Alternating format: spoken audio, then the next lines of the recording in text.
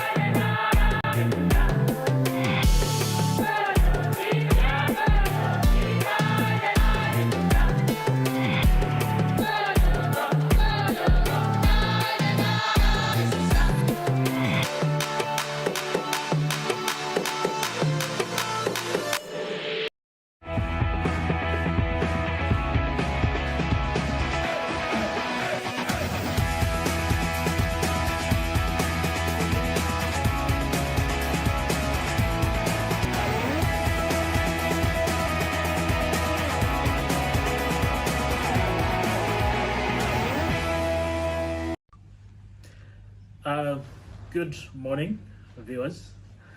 My name is Franklin Nyakundi. I look after the Lake Victoria Serena Golf Resort and Spa, which is commonly referred to as Serena Chigo. Lake Victoria Serena Golf Resort and Spa is one of the two properties being run by Serena Hotels in Uganda. And I must say that Lake Victoria Serena Golf Resort and Spa is a hidden gem by the shores of Lake Victoria. It boasts of a world-class marina and championship golf course. You will remember the Uganda Open in the year 2018 was hosted at Lake Victoria Golf Course. So I must say that this is a resort where you get an opportunity to mix business with leisure, and you don't have to feel guilty about it. Before I get an invoice from my bosses who engaged me this day, the Uganda Tourism Board, enough of the commercials, and we get to the gist of the matter as to what I'm supposed to be doing today. I'd like to thank the Uganda Tourism Board under the leadership of Madam Lily for the opportunity you granted me today to speak and do a presentation on luxury tourism pre and post COVID-19. I must say the Uganda Tourism Board is doing an excellent job, to keep destination Uganda still on the global map, even with the ravaging effects of COVID-19. So my presentation, as I mentioned earlier, is going to be on luxury tourism pre and post COVID-19.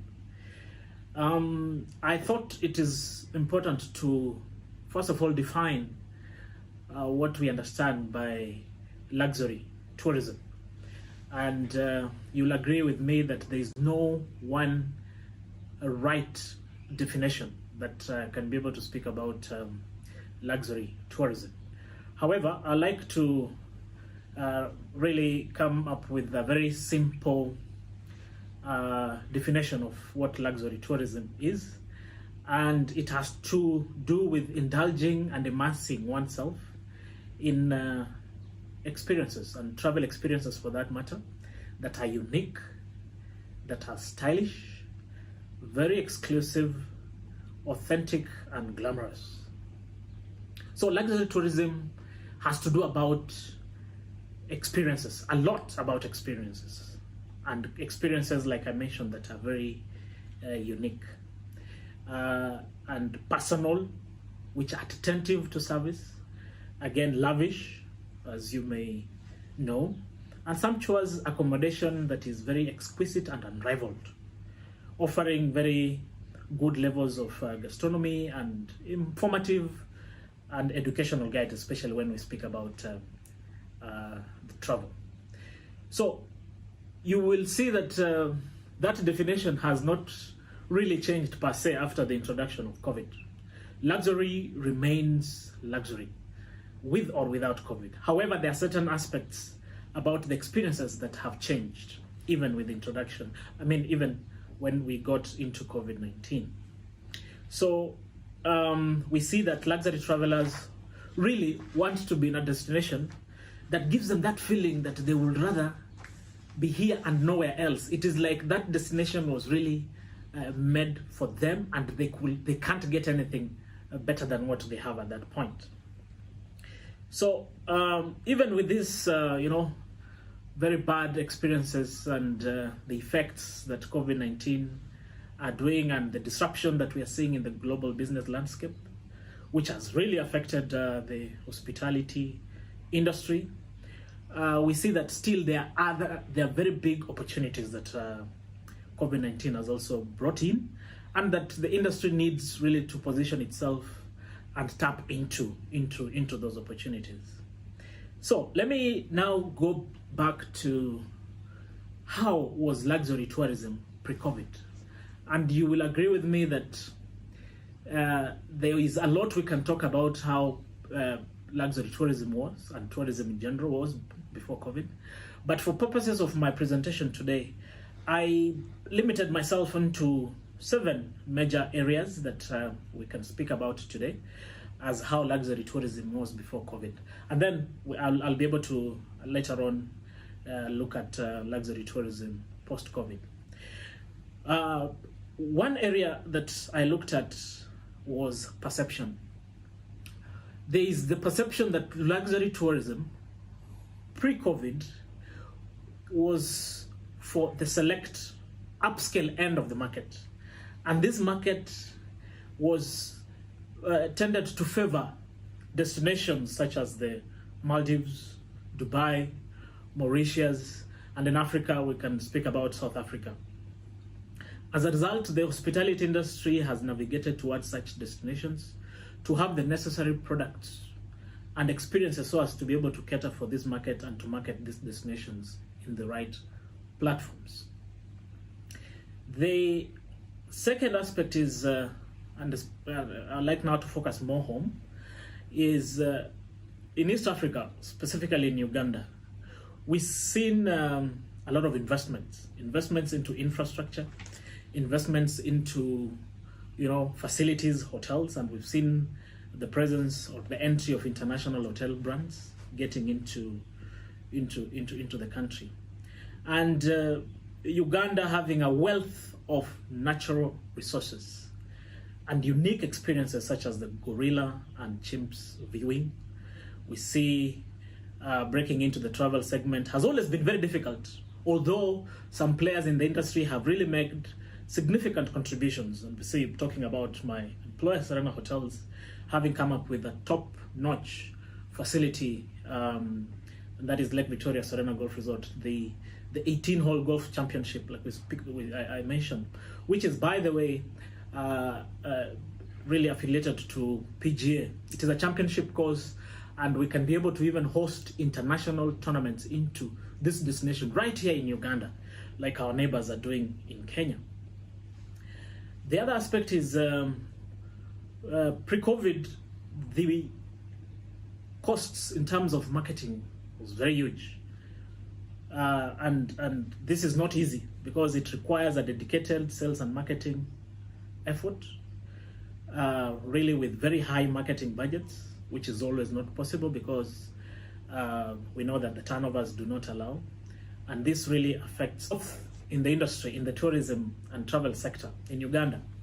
The region was growing about 10% per year, way back from the year 2011.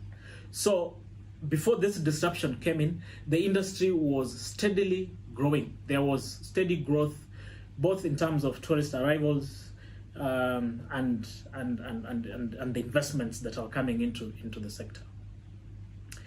Aspect number 5 is there was a lot of focus on exotic destinations. Luxury tourism was for destinations that were exotic in nature, which had very high levels and the best levels of personal and attentive service with interpersonal relations, which were more of a prerequisite. And then the 6th factor is the price tag and exclusivity were the main driving factors then.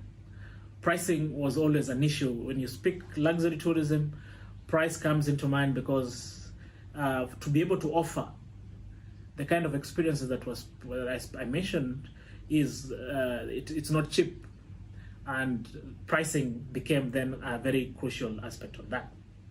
Lastly, there was traditional focus, a lot of traditional focus which was connoted with luxury, and that was more of people looking at yachts that are fully serviced, villas. We see destinations that offer or that market themselves as luxury destinations, being about about stuffed apartments, villas on seashores, which give that kind of experience that we spoke about. So enough of the pre-COVID. How is the situation now? What are we seeing this particular industry behaving like? And I must say, like I said from the beginning, huge opportunities do lie here with with COVID-19. We have a lot of room to take advantage of now with the kind of disruption that COVID-19 has brought. And I must say, for our destination, Uganda, we need to reposition, or it needs to reposition itself as an exotic destination for the discerning traveler who wants to escape from it all, whilst not going to destinations that are already known in the market and that are now scrambling for business as travel opens up. I strongly believe that there exists, and this opportunity should be taken up with very serious marketing strategy that includes a lot of stakeholder collaboration. And I believe this is where Uganda Tourism Board really comes in to be able to push this agenda forward more strongly than ever. There are many products that Uganda has that it can offer, that can attract. I spoke about the golf course here and at Marina, and the Marina at Lake Victoria Serena Golf Resort and Spa. And such products present an excellent opportunity to showcase some of the products that are already available and that can be marketed to push the destination Uganda as a dream for the high-end traveler. I mentioned about Kenya already, hosting a European tour championship like the Sunshine Tour at Cairo. I don't see why Uganda should not be able to tap into this and attract this kind of opportunity that exists.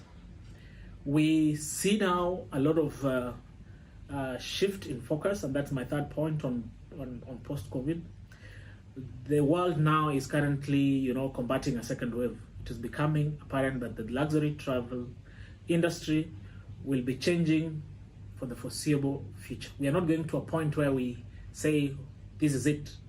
It will keep on evolving, it will keep on changing. And we believe we will see more focus on, remoteness, nature, openness, and bespoke experiences. It's about now nature, it's about space, it's about, untapped areas where there's that sense of exclusivity.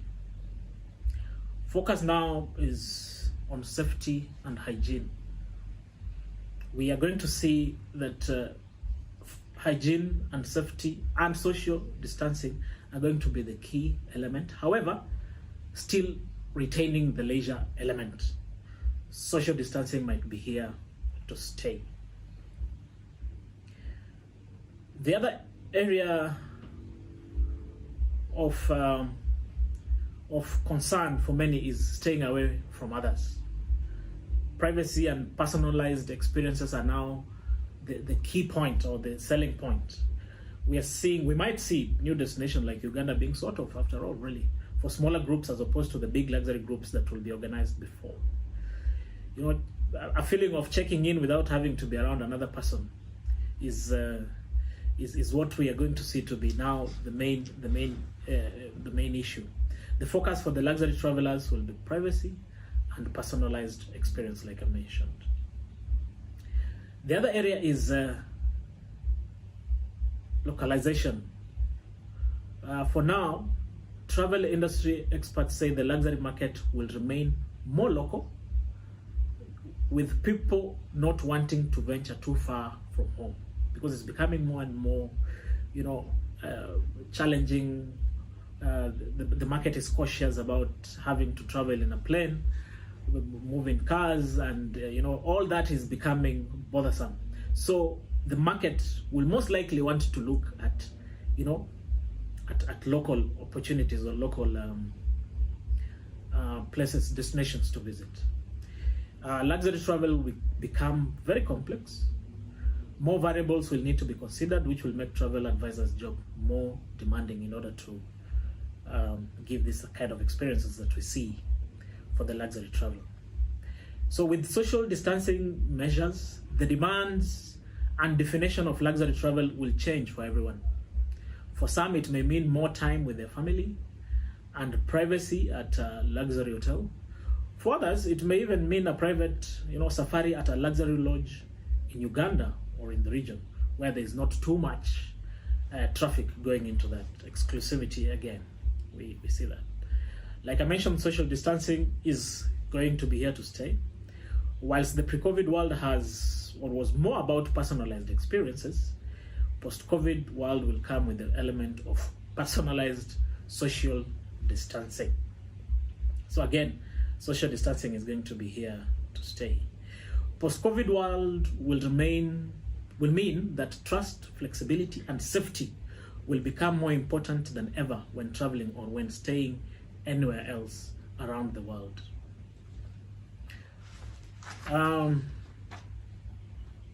Sustainability. Whilst sustainability has been a key focus in the past years, popular urban venues and activities such as theaters, operas, etc., and overcrowded tourist areas will and may not really be an option for quite some time, until maybe we see this vaccine being given to everybody. So what is the secret sauce now?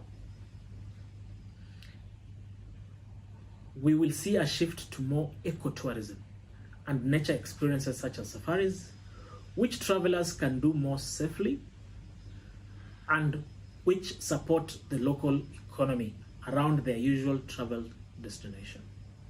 Due to the growing privacy concerns, again, access to space and nature will be more highly sought after. And I think that remains a great opportunity and the secret that the industry is going to have, especially for Uganda, because we are endowed with all these natural spaces, big untapped opportunities, and that concern on privacy, Uganda being able to give the opportunities that someone can have access to space and nature will be of a big opportunity.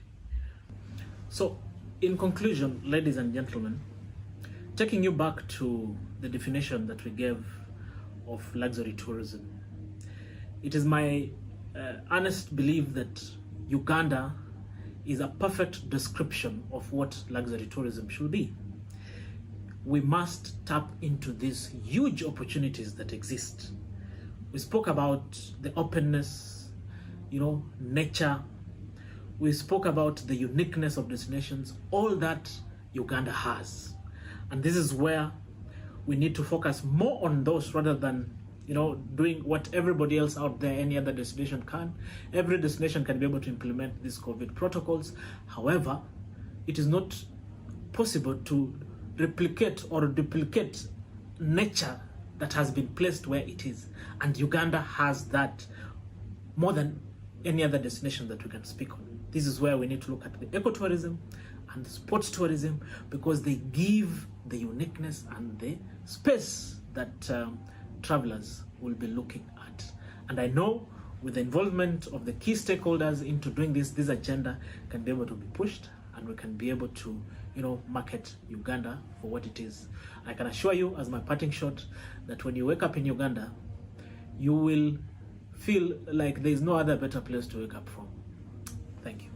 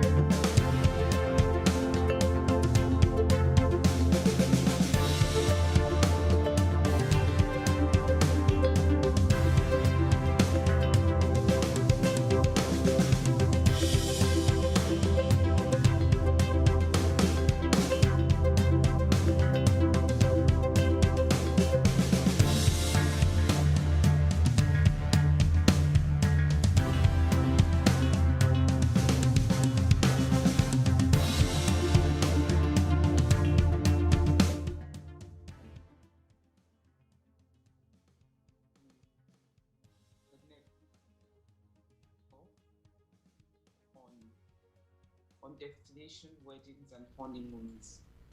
we'll be touching on the luxury aspect pre and post-COVID. My name is Omu Obilo. I'm a luxury event planner based in Nigeria and I work globally. I also have a passion for Africa. I'll share my slides and I'd like for you all to go along with me as I share this slide.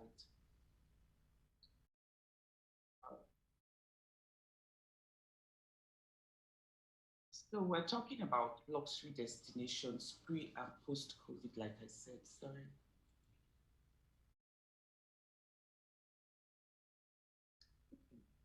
Pre and post-COVID, and with special impact on the destination weddings and honeymoons.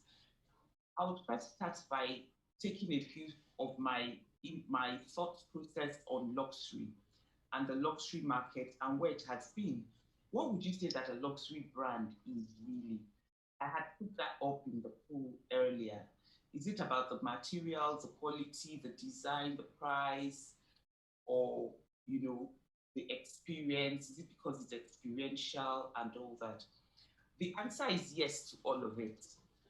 But if it started and ended there, then I mean, it means that if you just had a well-tailored running shoe, or if you had a smartphone and all that, that means it's luxurious. But it doesn't necessarily mean. I always say to people that you can spend a lot of money and it's not necessarily luxury.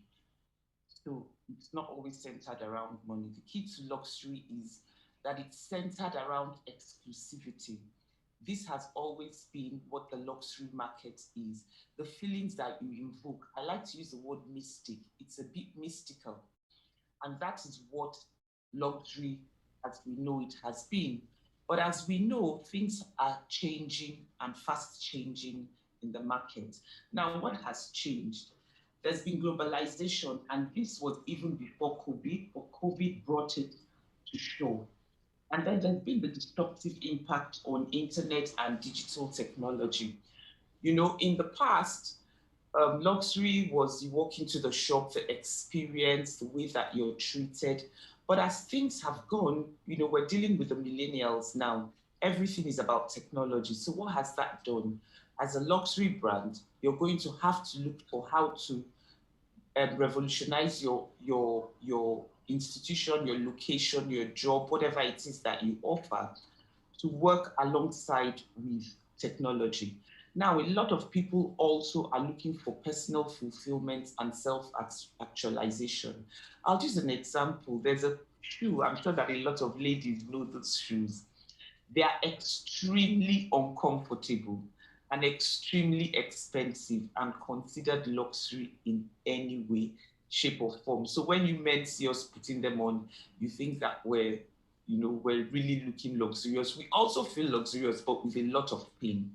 Now, those things are fast changing. People also want their personal fulfillment, their personal satisfaction, just as they are spending their money and, looking for luxury. So like I wrote here, I said, ultimately, luxury is becoming less of the product.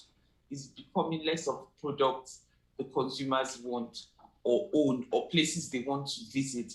They are now more into experiential things. So you find that even with the destinations, even with the tourism, it's not so much, it's shifting from just the luxury branded hotels because it's a big name. People are now looking for what is it they can offer me? What is it I'm going to experience? It's no longer a name dropping thing of, oh, I stayed here, oh, I went here. What was the experience like? So those are the things that are fast changing, Now, talking about the global lockdown, personally, I always say to people that always success leaves clues. Yes, the global lockdown has come. We went through that lockdown. We lost loved ones. We lost income. I personally had COVID as well. So I went through it. And I mean, that's not an experience we want to revisit. However, if we look deeply, all is not lost. Success always leaves clues. So if you look around, there's always something to use in re-strategizing. So like I said here, I said global lockdowns are improving the appetite for adventure as local staycations boom in popularity. And I love this, and I've said this on all the platforms. There's no better time to sell Africa. There's no better time to sell Uganda because people are looking inward. Staying at home has made us realize the worth we have in ourselves and in our environment. A lot of us had never been to, or a lot of us had never spent that amount of time in our houses like we did during the lockdown. We discovered things we didn't know. Same thing with our environments. So we're going to find that staycations have come to stay. Now, staycations are vacations you go on within your environment, not necessarily traveling across several borders and for several hours. You try to keep it local. Now, the affluent travelers, who are the luxury travelers of new, and they want new and foreign cultures, yes, which is what always drove them to Africa. But now they're beginning to crave meaningful and purposeful ones. No one is ready to just jump on the plane and embark on a journey anymore. People have had time to sit down and think and look inwards. So that brings me to what would travel look like in the future? I have listed about 9 of them. First of all, local communities are going to matter more. We've had that conversation even on the platform over and over again. The local communities are going to matter more because we've spent so much time looking inwards that we've been able to see things that we ordinarily wouldn't have seen. We lived the fast life for so long. Some of us didn't even know our neighbors, but staying at home this period has made us look inwards. And what has happened? We've come to realize that we've come to realize the things that our communities need. So jet setting now is beyond their country. They find solace and retreat in local settings. I personally am looking forward to coming to Uganda. I've discovered 1,000,001 places in Nigeria that I ordinarily wouldn't have discovered. So that is definitely something we should look into to improve our local tourism. And then the next thing that is going to change is that we're going to refocus on quality. Like I had said earlier, people are not just going to travel for the heck of it. There has to be something. So we're going to have to look at what we have and improve on the quality, because the priority of every traveler now is going to be quality, and they're going to research. I'll show you more examples later. Remember I said people are online. So they're going to have time to research. They're not going to just go to a big named hotel because they have a big named hotel. And here is where the local and the smaller ones need to refocus, improve their quality so that they're playing on a level playing ground, because they're online just like the other big ones are online. But now I'm not just going to search one big name hotel. What I'm going to do is I'm going to search for which one is going to give me the experience that I want to get from that vacation. Then the third one is to travel for isolation. You know, the pandemic enabled a lot of us to sit down and reflect and meditate on different goals. So now retreats have become the norm. People want to take out time. People want to also take out time to go from different things. They have bucket lists they've come up with. People want to go back and look at their goals. People want to become better global citizens because they've realized a lot of things that have gone wrong. And then obviously we prioritize their bucket lists. So you're going to find a lot of people traveling in isolation. Like I said, sustainability would flourish. Now, that the sustainability talk had started even before the pandemic, but you would agree with me that that has actually gained a lot of ground this period. Everyone is becoming health conscious. Everyone is becoming conscious of their environment. Now, there's going to be an environmental bounce back. Obviously, there wasn't a lot of travel. There wasn't a lot of cars on the street, no exhaust fumes. People have been able to see what life was like then and what life was like even before then. So you're able to compare, you're able to now appreciate your environment, appreciate the quietness, appreciate the clean environment. And that brings me to green hotels. We had started talking about green hotels before the lockdown, but after the lockdown, the conversations have grown. So we're going to start seeing more of green hotels. Why did I put on these green hotels? Because that is something that we in Africa can leverage with. Why? Because we have all these things naturally. We don't have to make man-made lakes. We don't have to make man-made rivers. We don't have to make man-made reserves. We don't have to make man-made safaris. All these things come naturally to us. It's about reprioritizing, refocusing, and improving the quality so that we're able to compete in the markets. Now, there's going to be private and remote travel, and a poll and a survey was organized amongst the luxury travelers, and 80% of them indicated that they were willing to travel. However, they're willing to travel when it's off-season because they want to avoid crowd. Now, what do we do with these polls? When 80% have said that they're willing to travel and their reason is because of crowd, what does that say? It comes back to our smaller locations, and even the bigger ones will take a cue from this to know how to peg the amount of people in their hotel, because everyone is avoiding crowded places. Then in the same poll, we found that there's an increased interest for customers looking for unique getaways and spacious equipped villas. What are we talking about here? It is time to create and curate getaways that are unique. Yes, there's safari rides, there's safaris. What are we doing with it? What unique proposition can we get out of it? Every tour guide, every tour company should be able to curate something unique to them, something that hasn't been offered before. It could be something you're offering already, but just tweak it and add a little vavavoom to it, and it makes it different.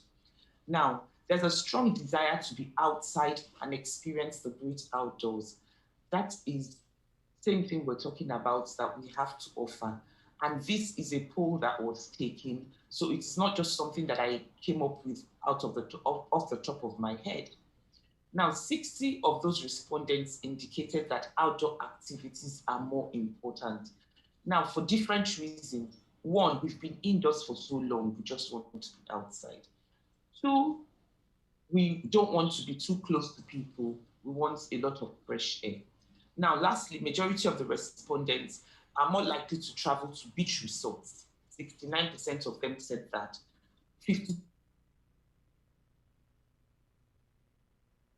This was before COVID-19. Because before COVID-19, there were those group of people who walked and walked and walked and hoped that one day they would go on this much needed vacation. But like I said, sitting at home has given us a lot of time to look inwards, and everyone suddenly appreciates life and appreciates why they need a vacation. Now, for the travel agents, there's going to be an increased demand for trusted travel advisors. More than half of them indicate that they're going to use travel agents and travel advisors. Why? Because it is expected that the travel advisor has studied the locations that they are selling. They studied all the offerings. So it's going to take the headache off of them. So I need to just tell my travel advisor, these are my wants, these are my needs, this is what I don't want, this is what I'm looking out for, this is what I want to achieve. And my travel advisor is expected to have done all that homework. And I'm pointing this out so that we know where to improve ourselves and where to upskill. Now, there's going to be high-tech and seamless integration. A lot of talk on the platform had gone on technology and all that. This day, if you want to thrive, you have to go down the technology route. 75% of the respondents associated seamless technology integrations. What are these seamless technology integrations? It could be from the checking in, because people want as less physical contact as possible. It could be from the checking in where the person doesn't have to come in contact with anybody. The person can just put on their card there and they swipe their card and they get there and they pay for their hotel bills. There's that's called the digital check-in. So the hotels need to start offering that as a way after this COVID-19. So what's the way forward? Upskill. Everyone has to upskill. And you know, if you don't want to pay for it, there are a lot of free courses available online, even in our various sectors. What would you need to upskill on? Now, there's certain things you need to develop, certain skills you need to develop. Adaptability and flexibility. At this point, you need to be able to adapt to various situations. Look at it. Today, one country is shut down. Tomorrow, it's not shut down. Next tomorrow, it's lifted. Somebody books and is coming in 2 weeks' time. Suddenly, the airports are shut. So you need to learn to adapt and be flexible. Those are skills you need now more than ever before. Tech intelligence. You need to be technologically savvy. You don't have to be a guru, but you need to have an amount of know-how. If you absolutely don't want to, employ someone to do it. Emotional intelligence. You need to be able to communicate with your customers on an emotional level. At this point, there's also data that depression and depressive tendencies have increased in the last 1 year. So you need to be able to be emotionally intelligent to deal with your different clients and different people you meet daily. Critical thinking. You need to be able to think critically to take those decisions as when due. You need to be able to think critically. Cooperation and creativity. At this point, no one can go it alone. Not one country, not one tourist guide, not one tour operator, not one travel agent. It's time to cooperate, it's time to be creative, and it's time to come together and do it as one. Now, for the tourism management, there's certain considerations that I would honestly love for us to go through. For everyone, I would say that our perception really is our reality.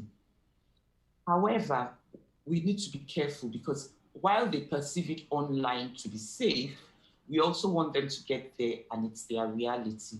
So we need to make sure that the environment is safe and secure. In the past, we talked about safety in terms of theft and burglary and things like that. But now we've gone past that. It needs to be clean. It needs to be well sanitized. Protocols need to be observed. So I also said a clean and sanitary infrastructure for both locals and visitors. The quality of life of locals who benefit from tourism dollars. Now, something else that has happened, like I had said, because we're looking inwards and because we've spent so much time in our environment, we've also begun to appreciate what the average man goes through. So that way, when people travel now, they want to know that in one way or the other, they are impacting the lives of the people that they have visited, the locals. So they want to see that they're making some contribution directly or indirectly. Now, our natural assets, these are our natural assets, like I had said. We have springs, we have mountains, we have bodies of water, forests, resources, and all that. Now is the time to highlight those things that we own, because now is the time that they're looking for it. Wellness tourism and wellness travel also encompasses the wellness planet. So when we're thinking of destination, we must have sustainability policies and practices in place. And you might want to know that the average luxury client wants to also know that you have sustainability policies. They're the ones who are going to snoop and want to make sure that these things are of a range of fitness-based activities and tools. So like yoga, fitness classes and all that. A physical environment that is somewhat removed from the noise and the daily life. Now, when it comes to destination weddings and honeymoons, we look at all this because Remember, what has happened is no one is going to travel for a weekend just to do a wedding. I'm not going to travel to Uganda just to do a wedding. Even if I did, my guests won't, because they're going to use it as an opportunity to visit Uganda. So you find that the destination weddings now double as weddings and as holidays. So what does that mean to the average owner of a resort or a hotel? If you want to keep your destination wedding clients, then you want to work with a tour guide or a tour operator, because they're not going to stay in your hotel or in your location 24/7. They will stay there to spend the night, but they're going to have to want activities. This is the way you keep them, and you also get more referrals, because if they had their wedding there and they enjoyed it, be sure that they're going to refer other brides to you. The availability and accessibility of a wide range of wellness professionals and practitioners is also very good. Now, the hotels and the restaurants offering healthy cuisine. Now, we also, when you're targeting clients to come from outside your country, you want to have a wide variety of meals, a wide variety of drinks. They're not, definitely they're going to want to try delicacies, your local delicacies, but you have to give room for what they're also used to. You have to give room for various taste buds. The average destination wedding or honeymoon client does not have guests coming from one location. So if I was coming with a bride from America, she has guests coming in from the UK, she has guests coming in from Paris, she has guests coming in from Nigeria, she has guests coming in from South Africa. So you have people with different palettes. So you want to offer a variety of cuisine. The hotel would also want to work with decorators and people like that. So that said, I want to leave enough time for your questions. I'm available to answer your questions even now, but I'll take your questions now as well.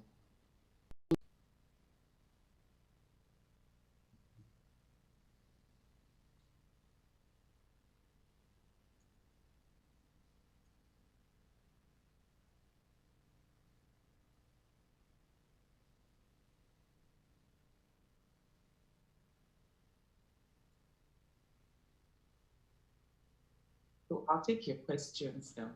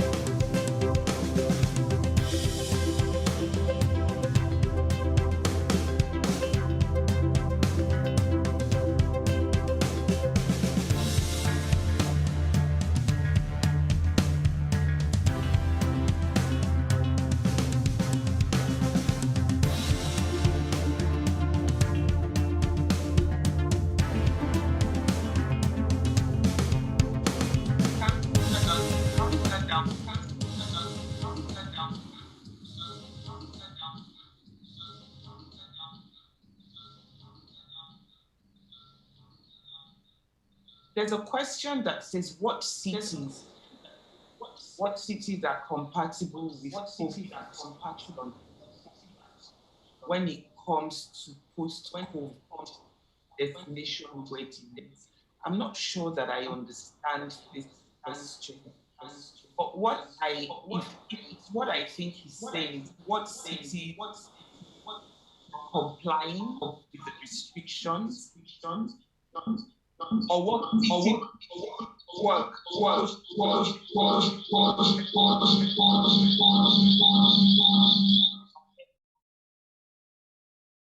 So what cities, okay, maybe what cities are compatible with COVID restrictions when it comes to post-COVID destination weddings? Well, when it comes to weddings,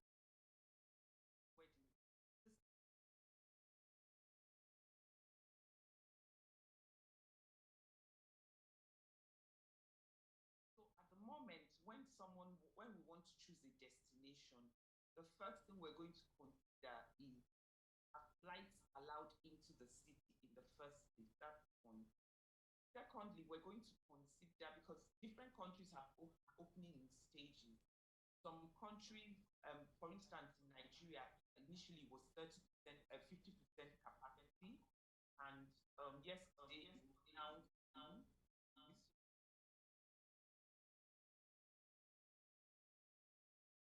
says now that they are going to be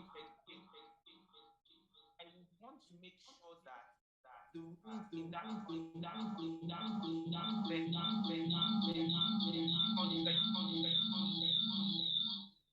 but they vary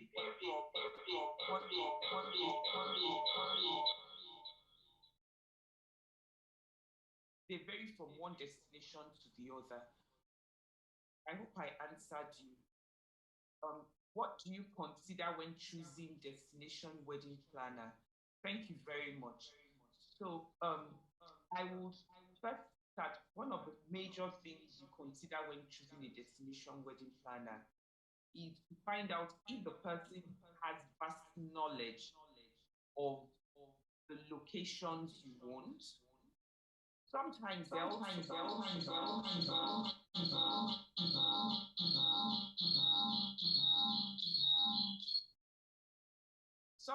they're also those clients who do not have a particular location in mind. However, they have a particular objective. So say I have a client,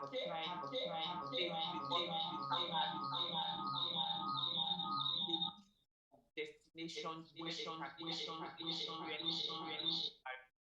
Now, for you, when you're looking for a destination wedding planner, when you have your destination in mind, or at least an area, you would first of all want to find out if the person is an expert in that area. So, for instance, I'm African. I wasn't doing Africa as a destination in the past. So when I decided to start doing Africa as a destination, I had to go and start visiting and studying the different African countries I was willing to work with. When I told the Caribbeans, there's certain texts that the tourism board gives us, and we study that so that we're able to understand the country properly, understand the destinations, and be able to sell it well. So you want to ask the planner where they're certified to sell and where they have been certified to work with, and where they have also learned about. Because I can't be selling a destination. What would happen if you don't do that is that the planner might agree to do a wedding for you in Uganda, hasn't been there, doesn't know anybody, doesn't know any tour guide, doesn't know any service provider, goes in there and then chooses anybody who he meets first without having a clue, and then things can go wrong. I hope I answered that well. The third question is, do we have destination wedding conferences in Africa? Thank you very much for that question, and it's a very good one. And I'm actually embarrassed because we don't.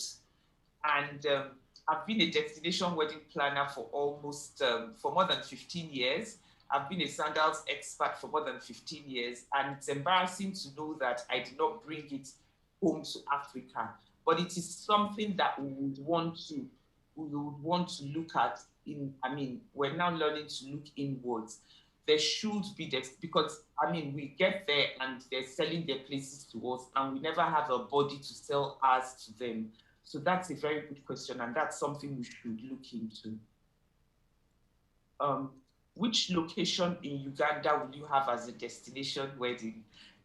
I'm not going to mention any location, and now I will be honest, I haven't visited Uganda personally, but I'm planning to visit in the next 1 or 2 months. But I have looked at a lot of pictures, I have had meetings with a lot of locations, and they are all absolutely gorgeous. Now, what is going to happen? What if I was to sell Uganda for a wedding today? It will depend on what my clients want. But Uganda is very rich for different themes of different destination weddings. I hope I answered your question. I'm still on the platform. My name is Omobilo. You can always send me a personal message with any questions you have. Thank you very much. It was an honor to do this presentation to you all today.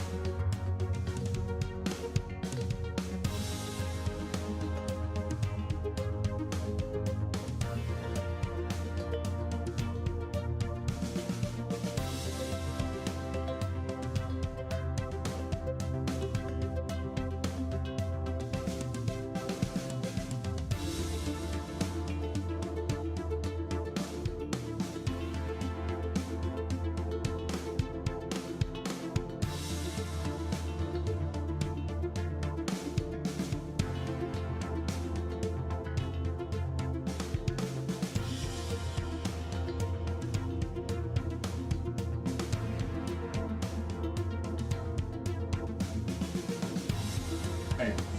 Hello, everybody. My name is Toby Morris. I work as sales director here at Adara.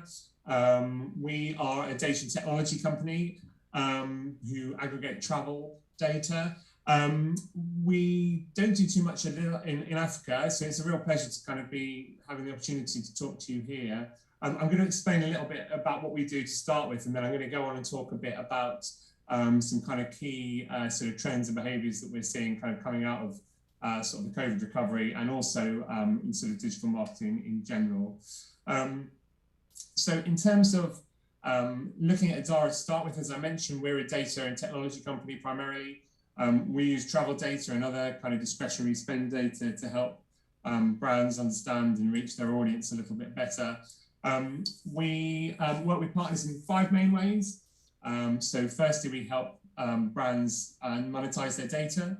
Secondly, we use our data to help targeting and audience segmentation for media. We can use our data for enrichment, so to kind of add to existing kind of data for clients. We can also provide data infrastructure and also insights and measurement. We've got a whole division that kind of looks after insights and measurement. We get data from over 270 different organizations within the travel space. So you'll see there's kind of quite a cross-section of airlines, hotel chains, car hire companies, OTAs and trip planning sites. We've also started to add some kind of complementary data sets to that as well. So you'll see on there's some real estate data. We've built quite a good real estate data consortium in the US, as well as some ticketing and event data. So other kind of complementary data sets to travel. We like to think we have the most complete traveler profile. We see on average about 30 different data points per user, so 30 different pieces of information. Those can be bucketed up into 3 main buckets, so search data, booking data, loyalty data. And you can see there kind of some of the granular, the more granular elements of what we can see. So information around people's trip dates, their origin, their destination, but then also kind of more in-depth things like the average daily rate people might have paid for a hotel, their average airfare, what kind of class of cabin they're traveling, and so on and so forth, right the way through to kind of loyalty membership and loyalty tier. So that means essentially we have a kind of really, really fantastic lens on the travel industry at any given point. We see about 1 billion digital identities every month. As I mentioned before, around 30 different data points collected every month per user. We operate in 140 countries, so we have data coverage in 140 different countries. And as I mentioned before, a data partner consortium of about 270. So that's like a really whirlwind stop of what Adara does. I wanted to talk to you a little bit today about some of the things that we're seeing in terms of travel behavior and consideration as for you as DMOs as we kind of move into this sort of recovery period after COVID, but also kind of talk about some of the kind of wider digital marketing challenges that that the industry is facing, and kind of what you can be doing as a kind of tourism board to combat that. We're all very aware that the world has changed. Destination marketers are under tremendous pressure to capitalize on the recovery whilst remaining sensitive to kind of travelers' needs. Being a kind of destination marketer at the moment is a challenge. The recovery is going to be an opportunity, but it's also going to be a real barometer of success. And certainly coming out of the recovery, you don't want to be the marketer that for a DMO that is outperformed by your competitors at this point. We're aware that customers are going to, it's a fine balancing act for DMOs at the moment in terms of wanting to be accommodating to travelers, but also wanting to kind of drive that message home of acquisition of kind of driving passenger numbers into your region.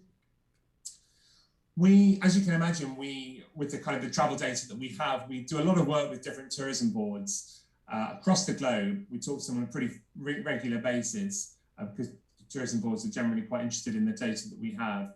I wanted to share some kind of more recent findings from a tourism survey that we did. We talked to about 1,000 of our kind of tourism marketers about back in March to talk to them a little bit about some of the things that were making up the majority of their to-do list, if you like.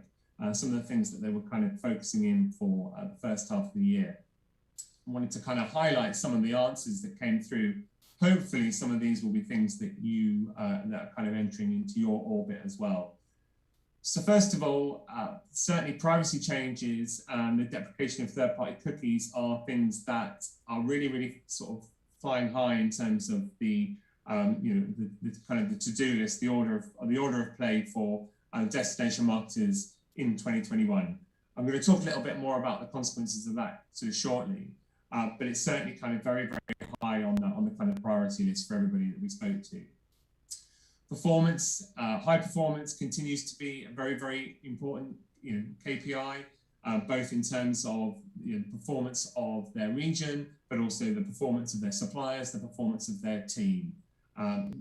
So kind of high kind of performance metrics that still continue to be expected.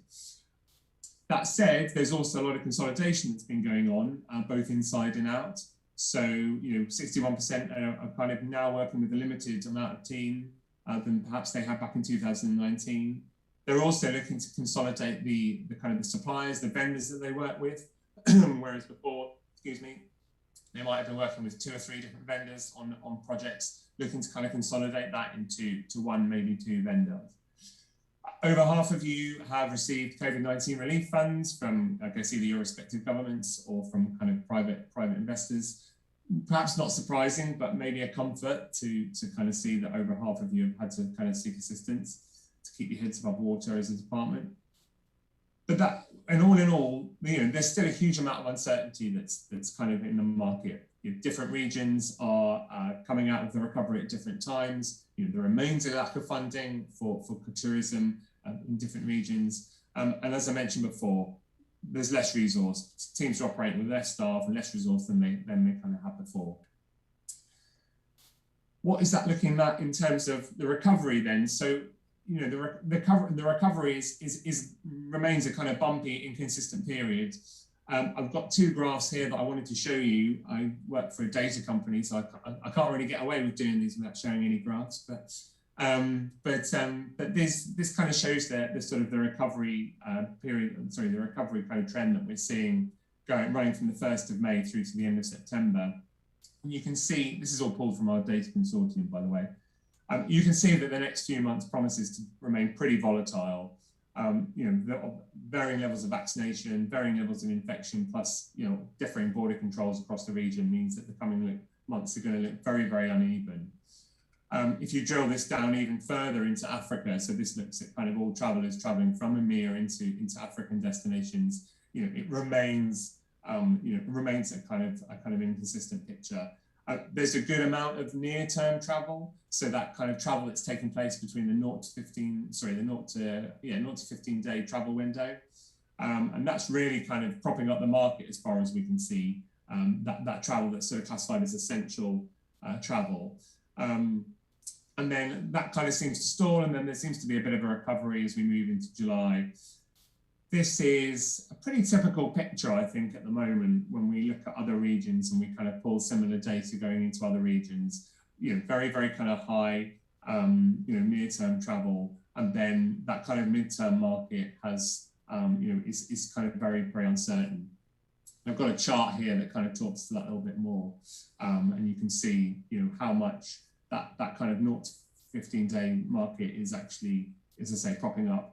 Some kind of confidence returning to that 3-month plus and that 91-day plus, but it's still pretty slow.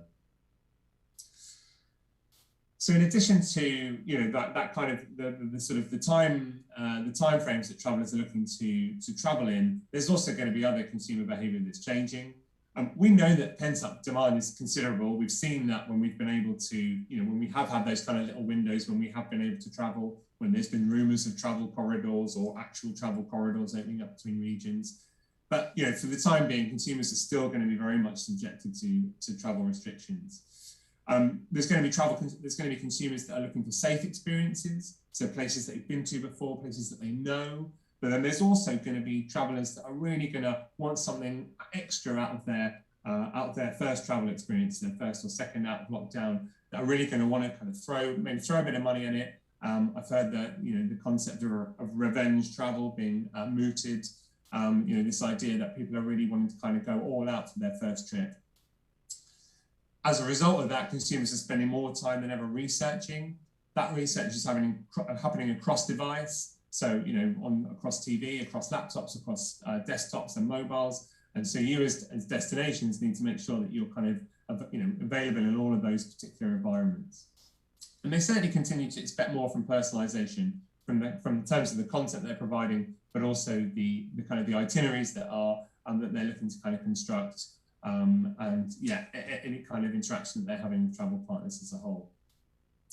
So that's kind of what's happening across the consumer space. And just to kind of add into the mix there, all of you as marketers will be faced with kind of some of the most largest kind of disruptive changes in digital marketing, beginning, I guess, sort of 4 or 5 years ago, with the kind of the cookie deprecation for ITP that Apple introduced, moving right through until last year, when Google announced pretty much its intention to kind of remove all third-party cookies from its Chrome browser, which is well over 50% of the kind of the internet browsing market, by the end of next year. There's schools of thought that say that it might be faster than that, but certainly within the next 12 months. And what we're staring down the barrel of is that by the end of the following year, most of, if not all, browsers will be kind of cookieless. What does that mean for you as kind of marketers? So this is important kind of to dwell on for a second, but cookies or third-party cookies, they've traditionally been the technology that enables you as organizations to kind of track your website visitors outside of your platform, so that once a visitor goes to your website, you've been able to retarget or remarket them with an ad or other kind of commercial message. That is no longer going to be an option once third-party cookies disappear using that particular technology. So that's number one. Number two, accurate audience targeting is going to become much more of a challenge. If you're using providers that are not compliant with the new technology, you're simply not going to be able to do it. So prospecting in that way is also going to be something that's going to need to be considered. And in addition, there's new privacy regulation constantly arriving. It's really stepping up. You'll know about GDPR, hopefully, and maybe even the CCPA, but other regulation is in the pipeline, each with its own intricacies. And you're going to have to be kind of across all of it as kind of marketers. So with that, how does a destination know where to invest its time and money? What I wanted to do here was kind of provide some pointers, some tips as to what you as destinations can be doing to help maximize your results from all of these differing changing behaviors. First of all, I think it's a good idea to kind of look at some of your current data partners or some of your partners that you are receiving data from. So, airlines, tour operators, hotel chains, other kind of ground transportation partners, and really start to kind of audit them in terms of, their kind of compliance moving forward. It's really important that you probably lead these discussions as a DMO, and that make sure that everybody understands the changes that are coming into play. Everybody should be across this. And some of these questions around, compliance to privacy regulation, what are their plans post-cookie, what changed in scale and pricing and accuracy should you expect? These are all kind of fair questions that most kind of providers in this area should be expecting to be asked and should certainly have answers for. So auditing your current data partners is a really important thing that you can be doing. Second of all, kind of establishing, potentially new data relationships. To find other first-party data and compliant insights that you can use to expand your reach and increase your ability to target and measure campaigns. Panel data, things like that, is not going to be as accurate moving forward.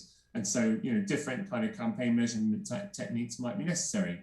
So now is the time to potentially open up discussions in terms of find those new relationships. Finally, looking at, owning the relationship with your traveler. Tools like Google and Facebook and other kind of the larger platforms, provide targeting and huge reach, and that's fantastic. But what they're not going to be able to do is offer insights that can be used internally for you around, the kind of the specific behaviours of your passengers or your people in destination, and nor are they going to help you with kind of the data collaboration. To have the most control it's going to be really important to forge a direct data relationship with visitors, and looking at kind of the different types of data that you can collect. This can be done in a variety of different ways. You can be using marketing initiatives like quizzes or loyalty programs or other promotions to start building this up. As I mentioned, you can kind of look at other sort of data partners to sort of add to your kind of your suite here. But also looking at kind of being able to test different partners that offer cookieless solutions and that have kind of privacy baked in or sort of privacy compliance baked in. There's, you know, there is a bit of time here. The nice thing is there is a bit of time here to kind of to test these partners before kind of the majority of these large changes come into play. And certainly what we're encouraging everybody that we talk to do is to use this time for some free hits before the kind of the extra legislation and the changes really come into play. So to really use this time. I wanted to finish off just by talking to you a bit about an approach that Adara is using to help tourism boards and DMOs to help sort of safely share anonymized data between partners to kind of help sort of build up that sort of first party pool for all of us. We are working with DMOs to kind of help them create their own data consortiums to help facilitate the safe sharing of anonymized data.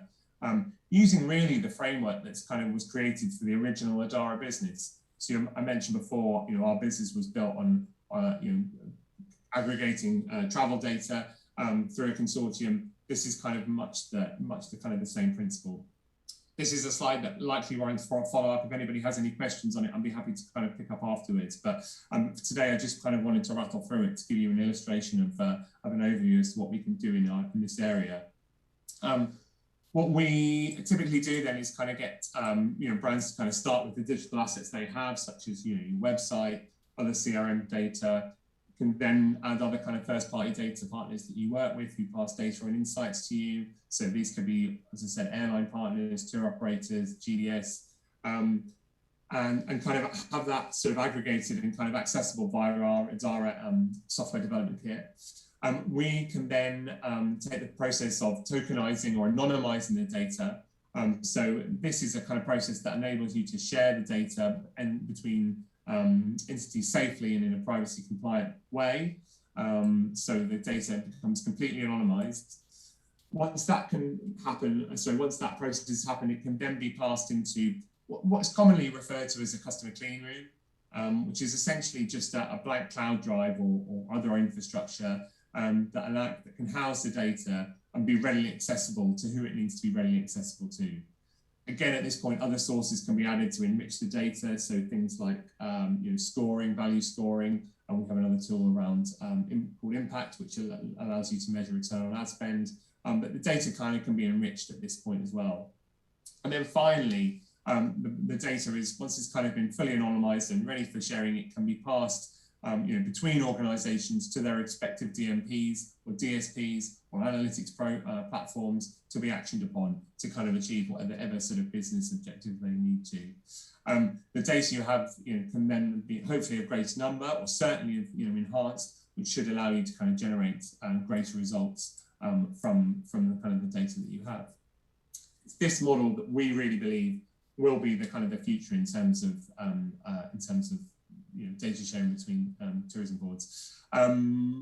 In finally then, because I know I've come to the end of my 20 minutes, just in sort of summary, data is going to be crucial in terms of maximising the tourism recovery. You know, the transition to cookieless future starts now. Mentioned you know, data sharing. There's various different infrastructures you can use. We can certainly help.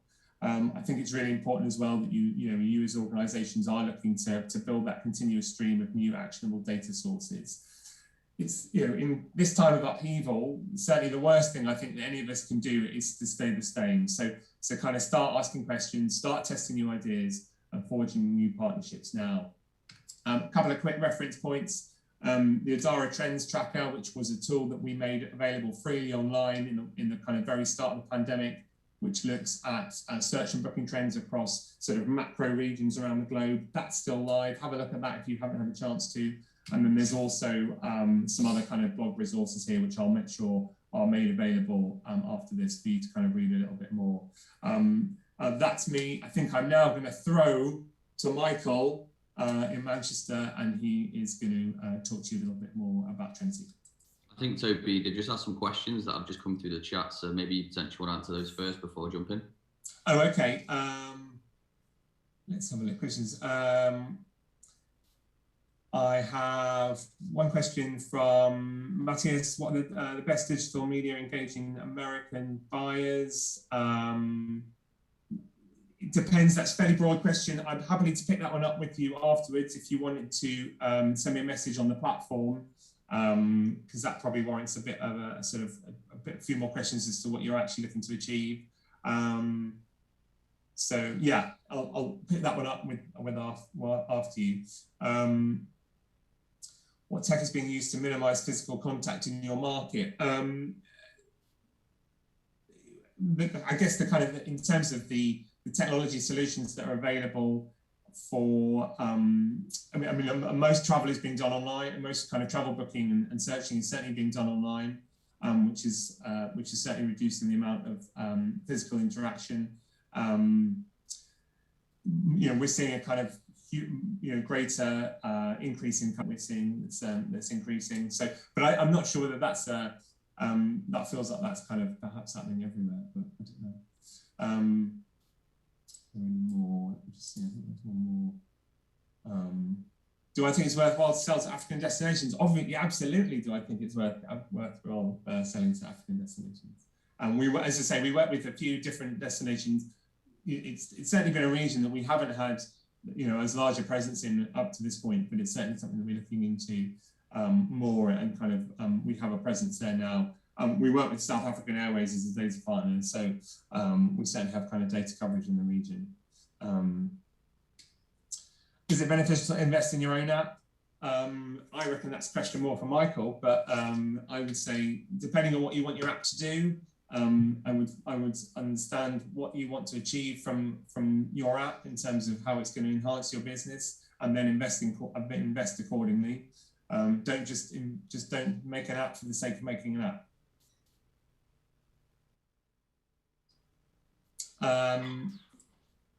AI, how can we harness it? That's a kind of, I guess, again, it depends on what you were looking to achieve from using AI. AI can be used in multiple different applications. So we think with these things, it's best to find the problem that you're trying to solve and then look at the solutions here on in. So, right, Michael, I think you're... Perfect. Can you see my screen okay there? Yes. Brilliant. Okay. I'll quickly introduce myself, and thank you very much for that. So my name is Michael Simmons. I'm one of the founders of Social Trinity. We're a travel-focused social media agency. Oh, 1 second. There we go. Yeah, perfect. So who am I? So I'm the founder of Social Trinity. We have over 60 million followers across Facebook, Instagram, TikTok, and YouTube. And we also have an extended network of one of the largest social media following across social media platforms of 430 million followers globally. I have 10 years experience in the travel industry, and we work with the likes of Travelzoo, Expedia, Skyscanner, a number of different tourist boards, OTAs, and a number of travel brands also. So what's on the agenda today? I'm going to talk a little bit about my own travel network, the social media platforms in general, and also how to leverage organic social media along with paid social media, and also talk about a little bit about influencer marketing and answer any potential questions you might have.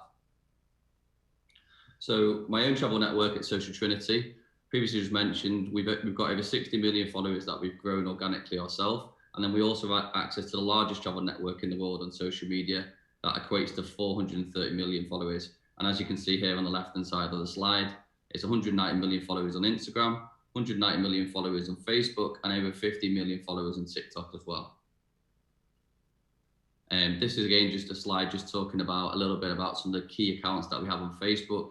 On the left, you can see some of our large accounts that have 9.7 million followers, Bucket List Travels with just over 3.9 million followers, Compass with 4.2 million followers, and Best Destination to Travel with 9.1 million followers. And again, this slide just talks you through the accounts that we have on Instagram, and that equates to 190 million followers. On the left is just some of our key accounts. And also again here on TikTok, it just talks you through some of the large accounts we have on that platform as well. These are some of the different travel brands that we work with and give me the right to be able to talk about social media and potentially how you can leverage it as a tourist board at Uganda. So the social media platforms in a whole, in Facebook, the users, monthly users on Facebook is over 43 million users. And as you can see from this graph here, that there's been a steadily incline in the UK and there's a consistent amount of users. So this platform has a lot of potential for a number of different tourist boards, and especially Uganda, to leverage in regards to creating amazing content and really trying to get people inspired to want to go to Uganda. Again, in Instagram, there's over 31 million monthly users. The graph just shows you here over the last sort of number of 10 years here, we can see a steadily increase in the platform. And again, this platform's amazing in regards to using video content, amazing imagery, really getting people in DMOs to promote Uganda and making them want to travel. YouTube as well is a great platform. There's out of all the social media platforms, there's 2.46% of the market use YouTube. They get over 15 billion views a month. And again, it's a great way to create longer format content, really to get audiences inspired to want to travel to different destinations. And it's a great way really to inspire and create the unique selling points of Uganda. So it could be all about the culture, it could be all about the history, and it can always be about the beautiful destinations that you're trying to promote. TikTok, you probably heard of TikTok. This is quite a new platform. Obviously, it's only been around for the last couple of years, so there's only 12.5 million monthly UK users. This again is a growing platform, so this is one that potentially Uganda and DMOs could start looking at to inspire the UK market to want to travel to Uganda. So as we've seen since 2019, we've had a nice increase across the platform. And again, it's a great way to get amazing organic growth and to get awareness for different multiple destinations. There's a brand new social media platform on the block, that's Clubhouse. So in regards to, I've got no information in regards to UK users at the moment. It's only got 10 million global users. This is growing dramatically at the moment, and it's a great way to talk live in regards to virtual live podcast with different panels really to talk about multiple destinations. And I've noticed, because I've been quite an early adapter on the platform, that a number of different tourist boards are using it really to inspire travellers to want to go to their destinations. I'm just going to talk a little bit about organic social media. So this is just different types of content that you can create as a tourist board, DMOs, to get people inspired to want to travel to your destination. So it could consist of influencer images, which is all about beautiful images or different images to capture different moments of Uganda. It could be all about the wildlife, it could be the food, or it could be about the culture. You can also create amazing UGC video content, which again, if you optimize the format for the multiple platforms that I've just mentioned, you can really get a lot of growth and potential. Also, the way as well, we call them NSVs, so new style videos, or when you're telling stories and videos to get people really to inspire and want to travel to your destination. So again, that is a great way of really being able to take the marketing process one step further, really inspiring them to travel to Uganda. Again, these are just covering the last sort of slide in regards to influence images, making sure you have the correct format for the social media platforms that you use, making sure you're really targeting the right sort of audience in regards to that you want to travel to Uganda, and then making sure they engage. So are they commenting, they're liking, and they're sharing on your social media platforms? And then the next slide again is just going into a bit more information about user-generated content. Make sure that the content is very high video quality. Again, making sure it's all about trying to go viral on the social media platforms, growing your social media accounts, and having really good presence. This is again just covering the new style videos in a little bit more depth, making sure that you really optimize the 30 to 60 seconds in the video content. And again, there's so many great types of content of Uganda that you could create for the social media accounts. I've noticed on the Uganda tourist board Instagram account, they've just got under 10,000 Instagram followers, so there could be a great way to really grow it by using new style video content. I think also Facebook and Instagram stories are really valuable as well across the platforms. You get a 15 to 25% increased swipe up by being able to drive traffic to websites through using stories across Facebook and Instagram. You can also you can get people to engage in different like polls and Q&As. So again, this is another great tool on the social media platform to use and leverage.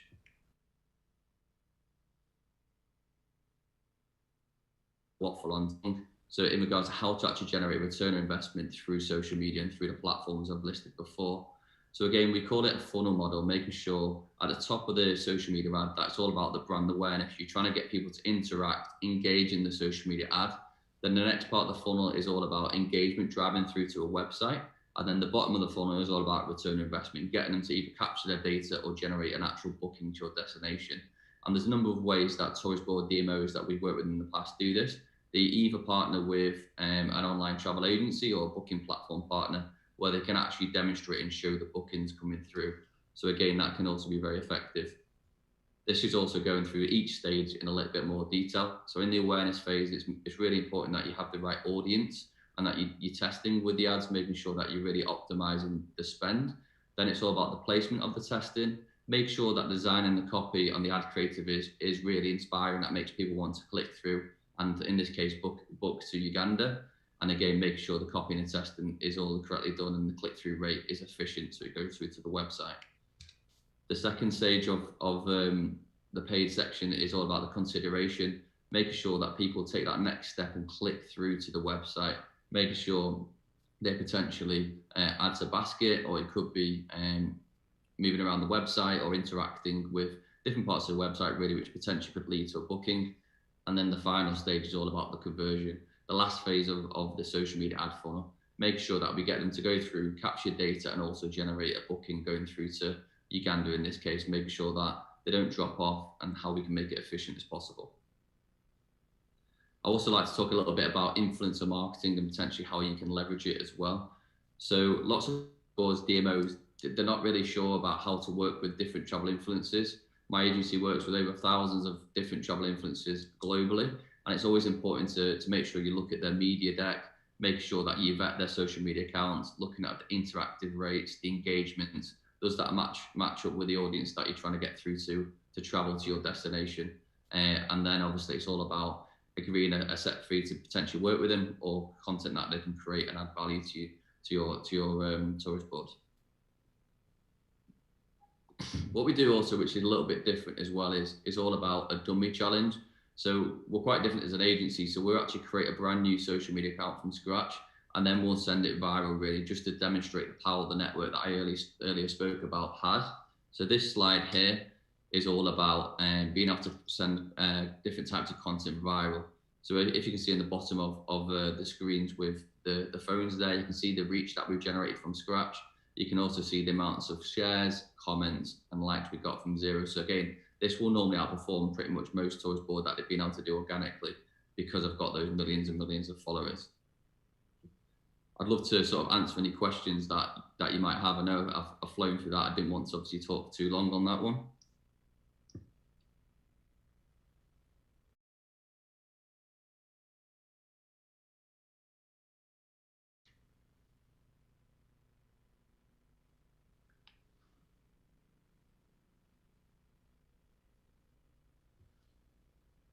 Have you got any questions at all?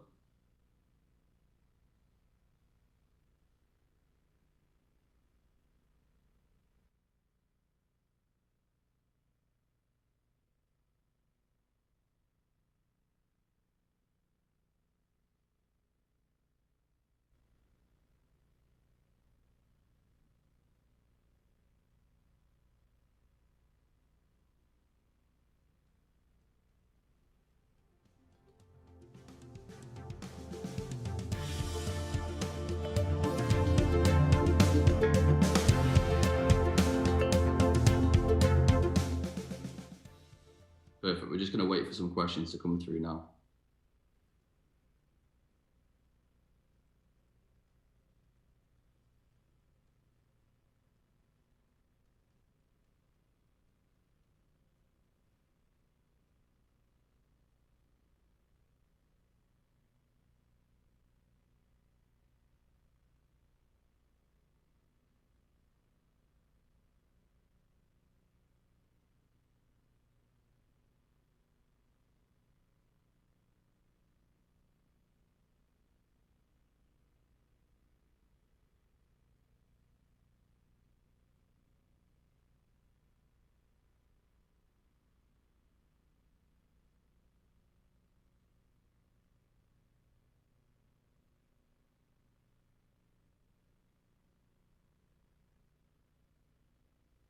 So I've had a question through asking how can we leverage new IT hubs into emerging tourism markets?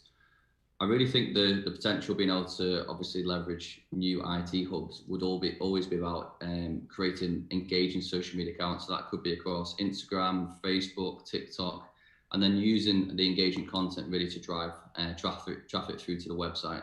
So I think that's always a great way that I see a number of different other tourist boards doing that. And that's a good question. Have you got any more questions at all there?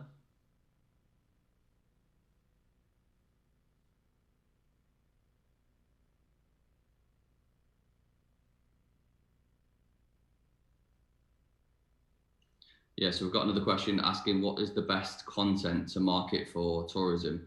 So that's a quite hard question, but I would always say probably new style videos. So that's the videos where you've got the text along the video, where you've got an amazing sort of sound in the background as well. And the reason for that as well is it's all about telling stories and making people inspired to want to travel to multiple destinations. And then you've got to realize as well, when people, especially in the UK, are watching these types of videos, they could be commuting to work, or they could actually be at work. So they might not be able to listen to the sound. So if they can read subtitles along the bottom of the video, they can really get a gist for what it's about. So I really think that's really great types of content tourist boards can use. And along with Facebook and Instagram stories, being able to drive through sessions to the website is super valuable as well.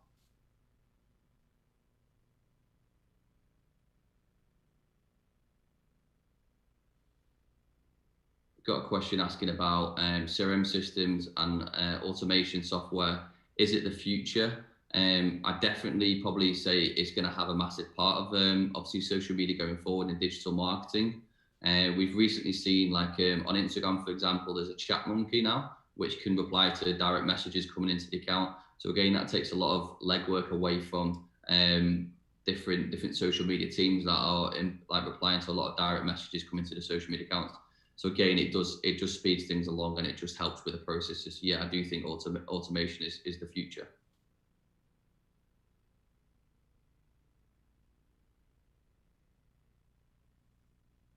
Have we got any more questions at all?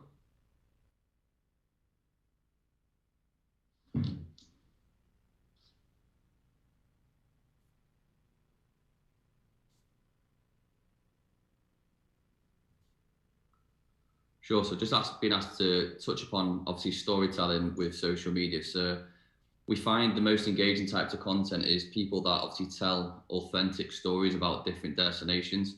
Obviously, Uganda as a destination has so much amazing culture and history.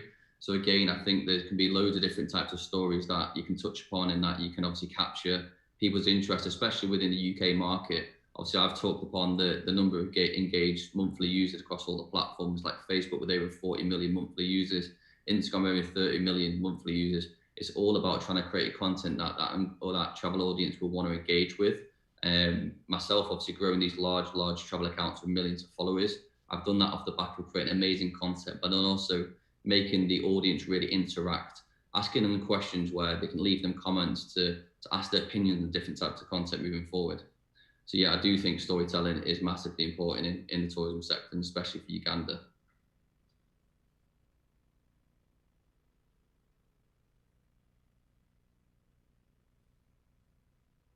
So I've had a question asking about booking sites versus Facebook groups, which generates more leads. I'd probably say the best way to generate return investment using a social media platform is through social media ads.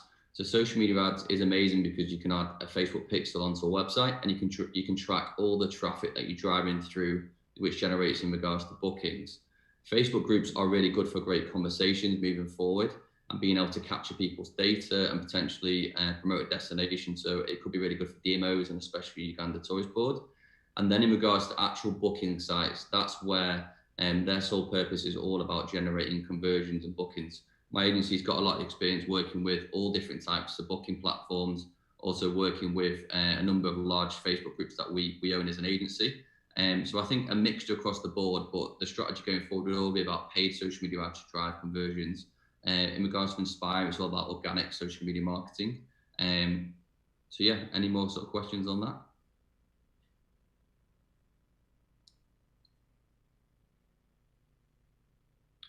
So I've had a question asking about how can the government enable creative quality content for storytelling in national parks. So the best way governments and most cost-effective ways would be obviously reaching out. I call this method content mining. So it's basically where you reach out to an influencer that's created an amazing bit of content on a location for, in this case, a national park that you want to use. So the best way to go about it is make sure that you can message them and ask if you can have the permission for the content. Sometimes some influencers obviously will request money, so you have to pay them a licensing fee. So that is the most cost-effective and quick way to be able to get content for national parks and tourist boards. In regards, if you want to create unique content with influencers as well, so you can put on things like press trips, inviting different influencers to go to different parts of your country, again to inspire and obviously help grow the social media feeds and get interest as well. Have you got any more questions as well? Do you want me to answer?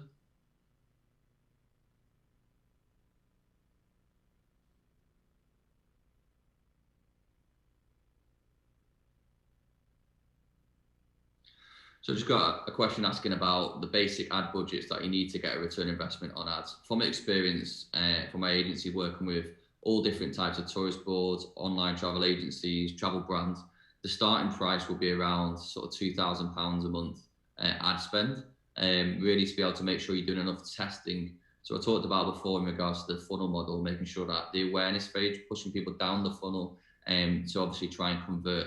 So you need around about £2,000 a month, make sure that you can test efficiently enough and getting people to go through and convert. I know a number of different sort of tourist boards and DMOs don't have sort of booking platforms themselves and often partner with different booking platforms and online travel agencies as well. So that's also potentially the future. I do also know businesses out there. One of them is called Tour Hub that are selling sort of widgets to different DMOs and tourist boards, where again you can partner with local tour operators and DMOs within your country to really showcase and generate conversions and bookings that way of a more cost-effective way. Okay, I had another question coming through asking about best markets to create a funnel to track ad performance. So again, it's quite a broad question. As long as you've got the Facebook pixel tracked on the website, you can track all activity coming from social media ads. The beauty of the platform, you've seen the users, you can really generate conversions across the board in multiple niche markets and then also big global markets as well. So that's why Facebook, Instagram, TikTok especially are platforms where you can really get value for your money using social media. Perfect. So I think that was the last question coming in. I've really appreciated you having me today, and obviously I'd love to answer any more sort of questions. You can find me on LinkedIn or you can message me privately. Perfect. Thank you very much.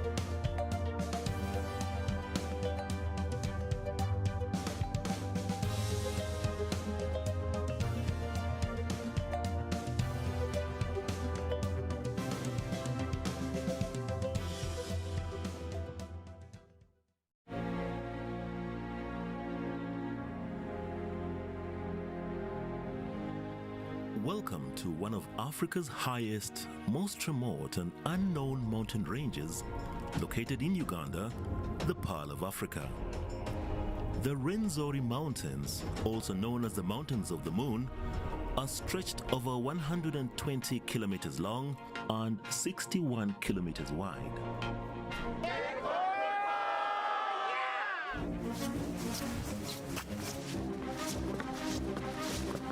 Come and experience Africa's most beautiful alpine area. With every hour and every altitude gain, the landscapes, colors, and views are ever-changing. This UNESCO-protected national park contains unique biodiversity and breathtaking sceneries such as the bamboo zones, mossy heather zone, numerous waterfalls, tropical rainforest, mountain lakes, and eternal snow. Culminating at an altitude of 5,109 meters, the Margarita Peak is the highest point in Uganda and the third highest peak of the whole African continent after Kilimanjaro and Mount Kenya. This mystical and demanding mountain range is located on the foothills of Queen Elizabeth National Park, one of Africa's most popular game drives, and a few hundred kilometers from the Bwindi impenetrable forest that inhabits the endangered silverback mountain gorillas.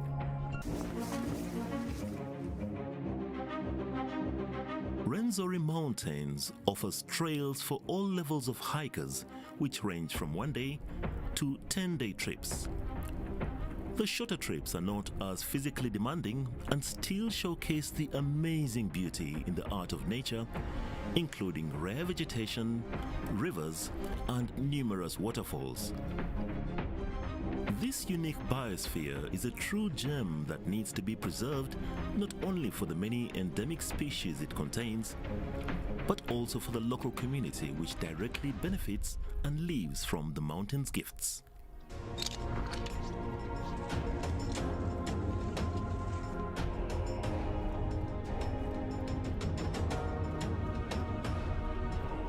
Be ready for the ultimate trekking experience.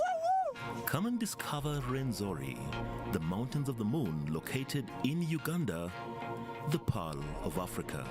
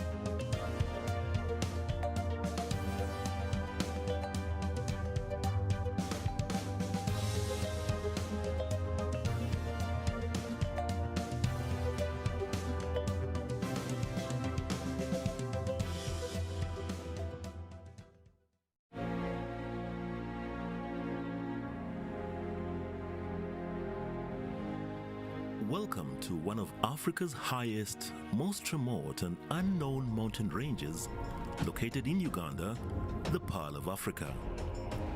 The Rwenzori Mountains, also known as the Mountains of the Moon, are stretched over 120 kilometers long and 61 kilometers wide.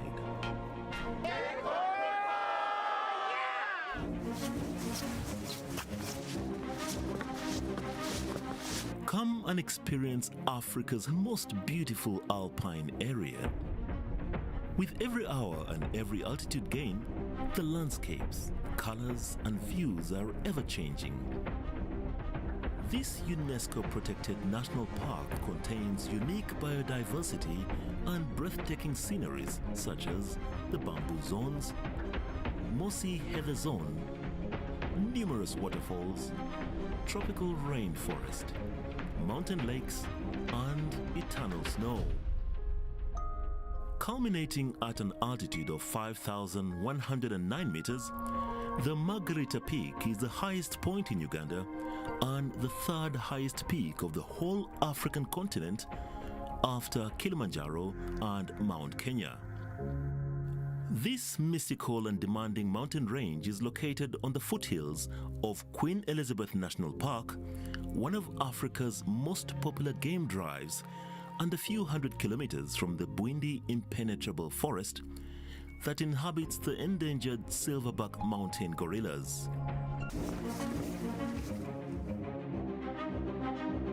Rwenzori Mountains offers trails for all levels of hikers, which range from 1-day to 10-day trips. The shorter trips are not as physically demanding and still showcase the amazing beauty in the art of nature, including rare vegetation, rivers, and numerous waterfalls. This unique biosphere is a true gem that needs to be preserved not only for the many endemic species it contains, but also for the local community which directly benefits and lives from the mountain's gifts.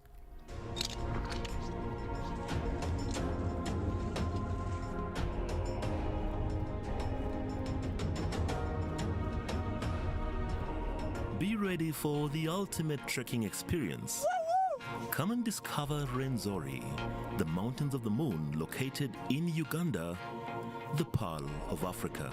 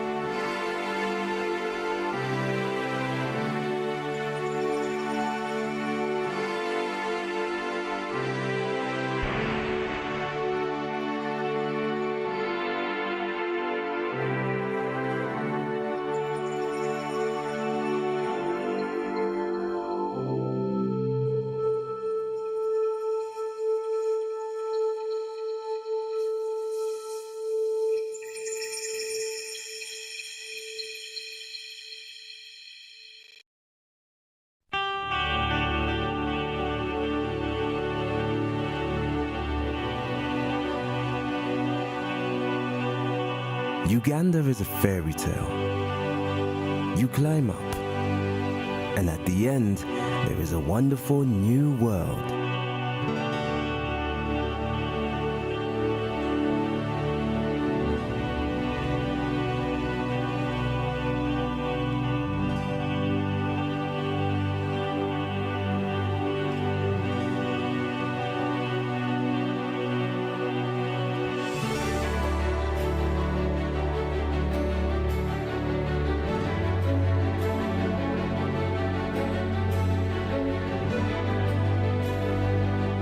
The scenery is different.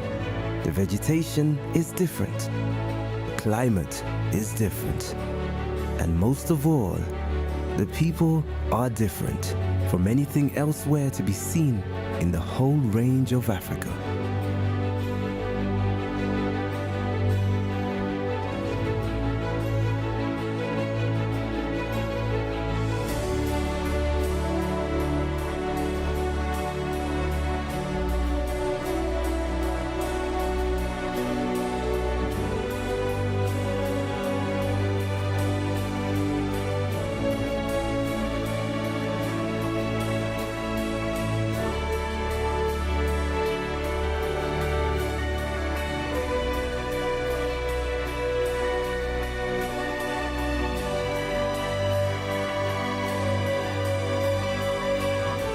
I say, concentrate on Uganda.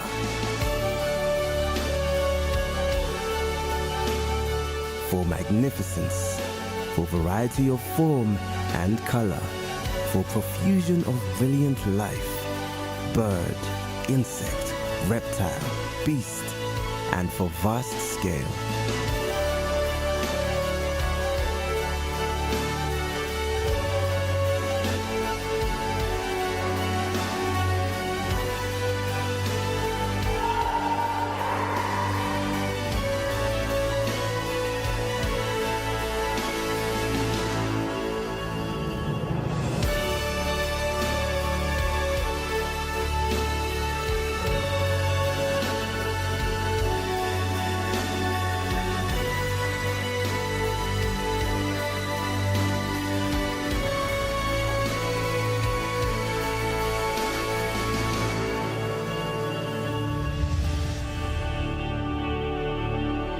Uganda is truly the pearl of Africa.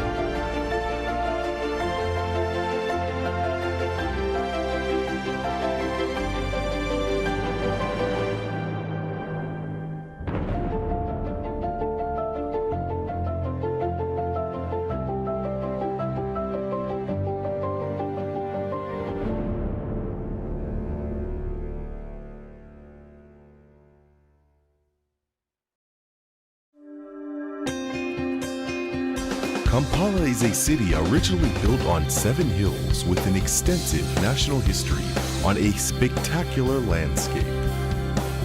Once a favorite hunting ground for the mighty lions of the Uganda monarchy, and named after a particular species of antelope, the impala, Kampala has evolved into East Africa's #1 lively, entertaining and vibrant nightlife spot.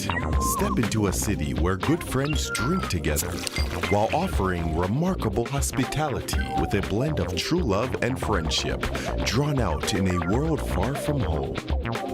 It makes you feel alive. It makes you want to do things. It makes you want to explore things. I think that there is not one place in Kampala that is exactly the same.